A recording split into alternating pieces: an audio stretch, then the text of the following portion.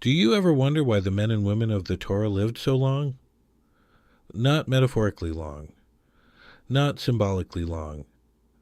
I mean, Abraham lived to 175. Moses reached 120 with eyes still sharp and strength undiminished, as it says in Deuteronomy 34:7. Isaac lived to 180. Sarah to 127. These were not myths. These were people who ate, who cooked, who sat at tables, who blessed their food, and something about the way they lived, something about what they placed in their bodies kept them vital, clear, and present for a century or more. And then that knowledge disappeared. Not all at once, slowly, generation by generation, recipe by recipe, until most of us are eating food that has no memory of where it came from, and no connection to the blessing it was designed to carry. My name is Rabbi Shlomo Katz. I am 71 years old. I was born in Tzfat, saved, in the north of Israel, the city that gave the world the Shulchan Aruch, the city where the great Kabbalists walked those stone streets and breathed the mountain air and understood that the physical and the spiritual are not two separate worlds.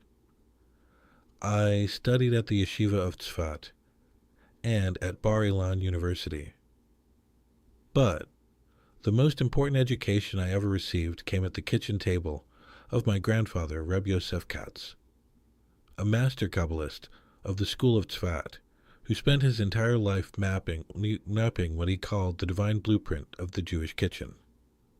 For 43 years, I have continued that study through Torah, Talmud, and Zohar. And what I want to share with you today is not a theory. It is a system, a code, one that was hiding in plain sight in every page of sacred scripture, and one that we, the modern world, stopped practicing almost without noticing. In this teaching, I am going to show you exactly why the people of the Bible lived past 100. Not because of genetics, not because of luck, but because of a precise relationship with 7 sacred foods that God placed on this earth as carriers of divine blessing. These 7 foods are the Shivat HaMinim, the 7 species of Israel, named explicitly in Deuteronomy 8:8, wheat, barley, grapes, figs, pomegranates, olives, and dates. Today, I'm going to teach you about the principles encoded in several of these foods, principles that governed how biblical Jews ate, when they ate, and what intention they carried to the table. And toward the end of this teaching, I will share something my grandfather only revealed to family, a practice that he called the forgotten covenant of the table, which connects the longevity of the ancients to a single act we can return to today. I want you to stay with me because what I am going to share is one of the most grounded, most documented, and most neglected pieces of wisdom in the entire Jewish tradition. I did not come to this knowledge easily. I came to it the way most people come to the deepest things, through suffering and through a grandfather who refused to let me remain ignorant. I was 28 years old when I fell seriously ill. I was living in Jerusalem at the time, studying, pushing myself in ways that were not sustainable, eating without intention, eating without blessing in any real sense of the word, treating food as fuel rather than as what the Zohar calls a vessel of divine light. The illness was serious enough that I returned to Tzfat to recover. My grandfather, Reb Yosef, did not take me to a hospital first. He took me to his kitchen. I remember the kitchen of that house the way some people remember their first love, completely, with every sense. The stone walls, the smell of olive oil heating in a pan, the light through the small window that faced west toward the mountains. My grandfather moved slowly and deliberately, the way very old men move when they have stopped being in a hurry and started being in the present moment. He prepared for me a combination of foods drawn entirely from the Shivat HaMinim, the 7 sacred foods, and he sat with me while I ate, and he explained each ingredient as though he were reading from a text I had never been given access to before. Within days, not weeks, I began to recover. The doctors were not particularly surprised. I was. That experience changed everything. I began to ask different questions. Not just what do the texts say, but why did God specify these 7 foods in Deuteronomy 8:8? Why not 6? Why not 12? What is the spiritual architecture behind this specific list?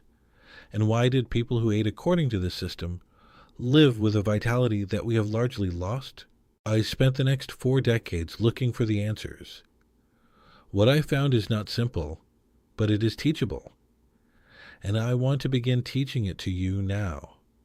If you have ever felt that something is missing from your table, not in terms of quantity, not in terms of calories, but in terms of presence, in terms of blessing, in terms of the sense that what you are eating is connected to something larger than a supermarket shelf, write the words Shivat HaMinim in the comments below.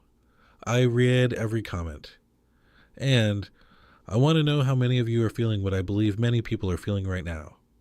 Here's the problem I see, and I see it constantly. People today are eating more food than any generation in history, and yet chronic illness is rising. According to data from the Centers for Disease Control, more than 60% of American adults have at least one chronic disease, and nearly 40% have 2 or more. We have more access to nutritional information than any civilization that has ever existed, and yet something is profoundly wrong. Brain fog is epidemic. Fatigue is epidemic. A sense of disconnection from the body, from the home, from the table itself is epidemic. I am not saying this to alarm you. I'm saying it because the Torah saw this coming. Not as a prediction of doom, but as a warning about what happens when we separate the physical act of eating from its spiritual dimension. The modern approach to food has made 2 fundamental errors. The first error is reductionism, the belief that food is nothing more than its measurable components: vitamins, minerals, macronutrients, as if you could reduce a Shabbat meal to a list of amino acids. The Zohar teaches something entirely different. In Zohar Bereshit, the sages discuss the concept of nitzutzot, the divine sparks embedded in physical matter, including food. Every piece of food carries within it a spark of the divine light that was scattered at the moment of creation. The act of eating with intention, with proper blessing, with awareness, with gratitude, is an act of tikkun, of spiritual repair. You are not just nourishing your body. You are elevating that spark back toward its source. When you strip that dimension from eating, you are left with calories and confusion. The second error is disconnection from seasonal and cyclical eating. The people of the Bible did not eat the same foods every day of the year. They ate according to a sacred calendar, the fruits of the land in their season, the grains at their harvest, the olive oil pressed fresh, the dates dried and concentrated with summer sun.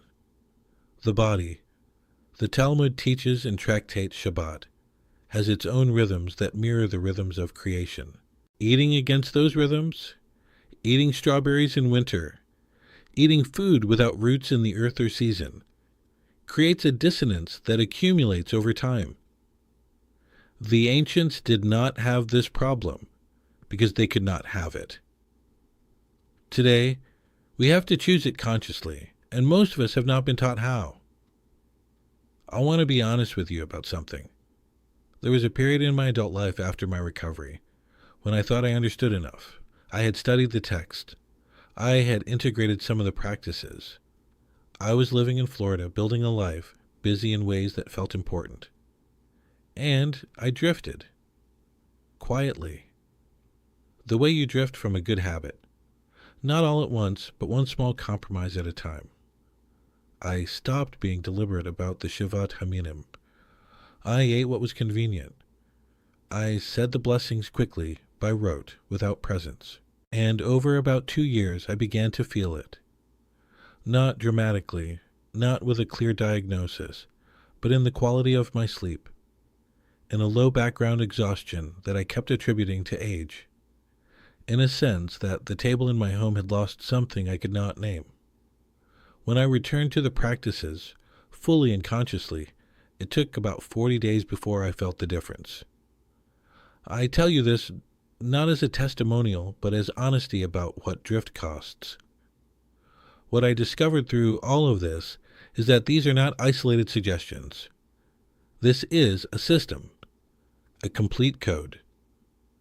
After 43 years of study, I have identified 7 foods that appear again and again across Torah, Talmud, and Zohar as carriers of divine blessing, and they are precisely the Shivat HaMinim of Deuteronomy 8:8. Each of the 7 carries a different dimension of the blessing, and they are exponentially more powerful when practiced together as a system than when used alone. Today, I want to introduce you to the principles behind 2 of these 7 foods, the olive and the fig, because together they encode something the Torah says directly about the relationship between physical longevity and spiritual alignment. The olive appears throughout Torah as a symbol of wisdom, of light, and of eternity. In Exodus 27:20, God commands the Jewish people to bring pure pressed olive oil, shemen zayit zak, to keep the menorah burning continuously in the tabernacle. Pure, pressed, continuous. These 3 qualities are not incidental. The rabbis of the Talmud, in Tractate Menachos 86a, explain that olive oil was chosen specifically because of its relationship to chochmah, divine wisdom, and because of its unique property of rising above all other liquids when mixed with them. Oil does not sink. It rises, and the tradition teaches that a person who incorporates pure olive oil into their daily eating with consciousness and gratitude is doing something that aligns their physical body with the principle of rising, of clarity over confusion, of light over darkness. The Rambam, Maimonides, writing in the Mishneh Torah and in his medical texts, specifically recommends olive oil as a foundation food for preserving health and cognitive clarity. He was not speaking metaphorically. He was a physician and a rabbi simultaneously, and he understood that the body and the soul operate on the same system. When you give the body what the soul recognizes as sacred, both thrive. This is one of the 7 sacred foods my grandfather called the divine blueprint of the Jewish kitchen. And the principle encoded in the olive is this: the food that brings light to the sanctuary can bring light to the body that houses your soul. The practice the tradition recommends is specific. Not olive oil in salad dressing. Not olive oil for cooking at high heat. Cold pressed, unfiltered, consumed with intention, ideally in the morning, ideally after the morning blessing. The Zohar in Parashat Terumah speaks of the first pressing of the olive as the highest level of the fruit, the part that carries the most concentrated divine light. This is what today we call extra virgin. The ancients were not using that marketing term, but they were speaking of the same reality. The first press, the purest expression. When you begin your day with it, you are beginning your day with an act of alignment. Now the fig. The fig is one of the least understood of the Shivat HaMinim, and yet in the Talmud, Tractate Bereshit 40a, there is a tradition that the tree of knowledge in the Garden of Eden was actually a fig tree, not an apple. That is a later European reading. The fig, which means that what Adam and Eve consumed when they separated from divine consciousness was a fig eaten without proper intention, without the awareness of the sacred dimension of what they were holding in their hands.